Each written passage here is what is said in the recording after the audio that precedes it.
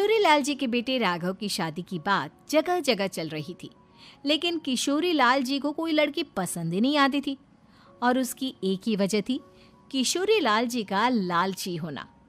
उनको लड़की वालों से मोटा दहेज चाहिए था और इसी चक्कर में एक दिन वो एक बहुत पैसे वाले के घर अपने बेटे का रिश्ता लेकर पहुंचे। उस आदमी का नाम था ओम प्रकाश। देखिए किशोरी लाल जी, मेरी एक ही बेटी है और मेरी सारी संपत्ति जायदाद सब कुछ मेरी बेटी नैना का ही है।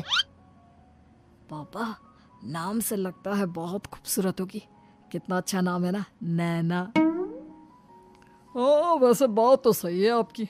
अब इतना पैसा है, जमीन जायदाद है, इकलौती बेटी, आप भी क्या करेंगे? सब कुछ उसे ही देंगे ना।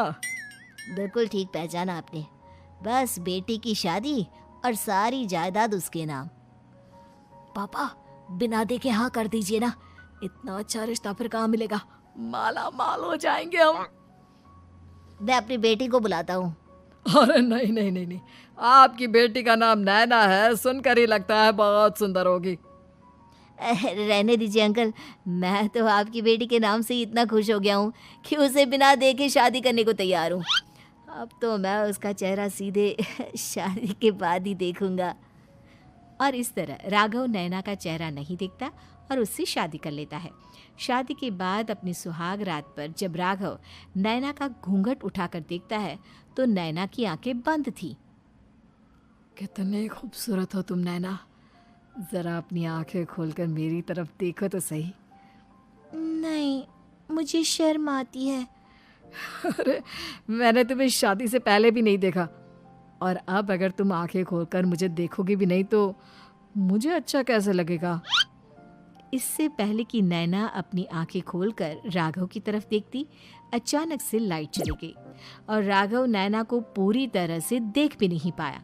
अगली सुबह नैना राघव के लिए नाश्ता बनाकर लेकर आई। अरे ये क्या, आधा पराठा सेका हुआ है और आधा बिल्कुल कच्चा। ये तुमने क्या किया नैना?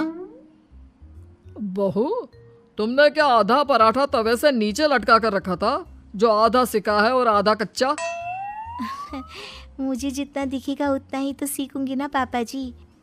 जहाँ जहाँ मुझे नजर आ रहा था वहाँ मैंने सीख लिया, जहाँ जहाँ नहीं दिखा वहाँ कच्चा रह गया होगा। इसका क्या मतलब है? ये कैसा मजाक कर रही है तुम? अरे बहू, तुमने इतना लंबा घूंघट क्यों लगाया हुआ है? देखो, हमारे घर में बहुओं को बेटी की तरह रखा जाता है, और फिर तुम तो इतना सारा माल लेकर आई हो। देखो, ये घूंघट डालकर रखने की कोई ज़रूरत नहीं है। हाँ नैना, पापा जी ठीक कह रहे हैं, तुम तो आराम से रहो, अपना ही घर समझो। नैना अचानक से अपना घूंघट उठा लेती है। अरे ये क्या पापा, नैना की तो एक आंख फूटी हुई है। नाम से नैना, लेकिन ये तो कानी बहू निकली। मेरे साथ धोखा हुआ है, धोखा।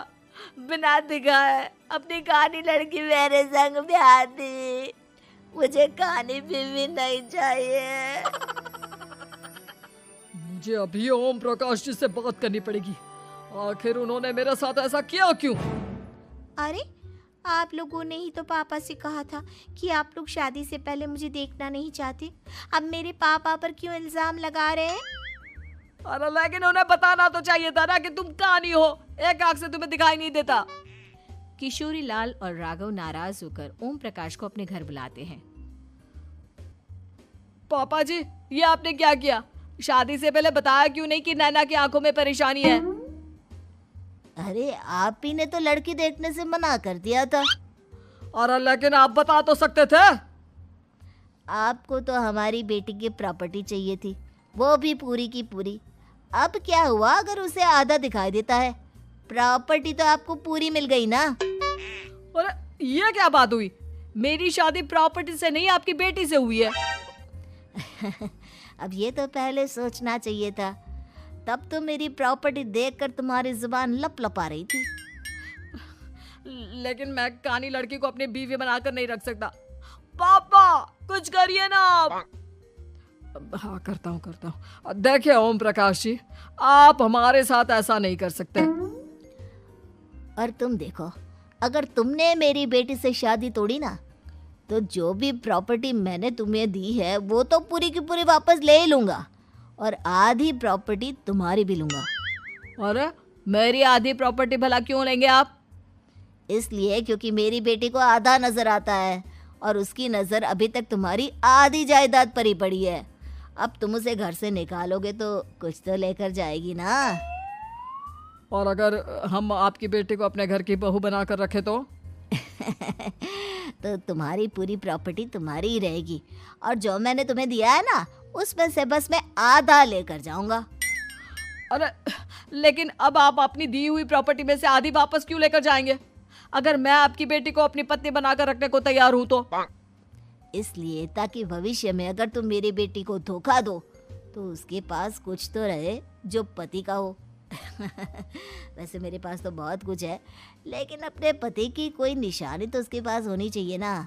अब अगर तुमने मेरी बेटी को कानी कहा तो तुम्हें प्रॉपर्टी भी कानी ही मिलेगी, पूरी नहीं। जमाए राजा। किशोरी लाल और राघव समझ चुके थे कि वो बुरी तरह फंस चुके हैं और अब उनके पास वहां से निकलने का कोई चारा नहीं है। अब समझ में आया ना, लालच बुरी बला होती है। एक तो तुम्हें प्रॉपर्टी मिली, ऊपर से बीवी मिली, उसमें तुम्हें नखरे भी दिखाने हैं। आए बड़े, चुपचाप बैठो दोनों। कुछ दिनों के बाद नैना राघव की कार लेकर बाजार घूमने निकलती है और जब कार लेकर वापस आती है, ये क्या? एक तरफ से मेरी गाड़ी पूरी खराब हो चुकी है। लगता है तुमने मेरी गाड़ी को किसी दूसरी गाड़ी के साथ एक्सीडेंट किया है। अरे अरे कितना बड़ा नुकसान कर दिया तुमने बहू। वो क्या है ना पापा जी, मुझे एक आंख से दिखाई नहीं दे रहा था, सामने से गाड़ी आ रही थी। मुझे तो सिर्फ आधा ही दिखाई दिया और वो गाड़ी मेरी कार से रगड़ते हुए निकल गई। अब मैं क्या करूं बताओ? आप इसे ठीक कराने के पैसे कौन देगा? तुम्हारे पापा? तुमने मुझसे इस तरह से बात की? अभी रुको। नैना राघव की शिकायत ओम प्रकाश को कर देती है। देखो राघव, अब जो मेरी आधी प्रॉपर्टी तुम्हारे पास थी ना उसमें से आधी और मैं लेकर जाऊंगा क्योंकि तुमने मेरी बेटी को डांटा। अरे नहीं नहीं पापा जी, गलती हो गई, माफ कर दो। गलती की तो कोई गुंजाइश ही नहीं। अगली बार मेरी बेटी को डांटा तो बची हुई आधी में से आधी और ले जाऊंगा। लालच के चक्कर में हम दोनों ने बहुत बड़ी गलती कर दी बेटा। एक तो तुम्हें कानी बहू मिली और ऊपर से जो माल मिला वो भी काना। इस तरह राघव की हर एक गलती पर ओम प्रकाश उसकी प्रॉपर्टी का आधा आधा हिस्सा लेकर अपना सारा माल वापस ले गया और राघव को कानी बीवी से काम चलाना पड़ा। भाई लालच वाकई में बुरी बला है।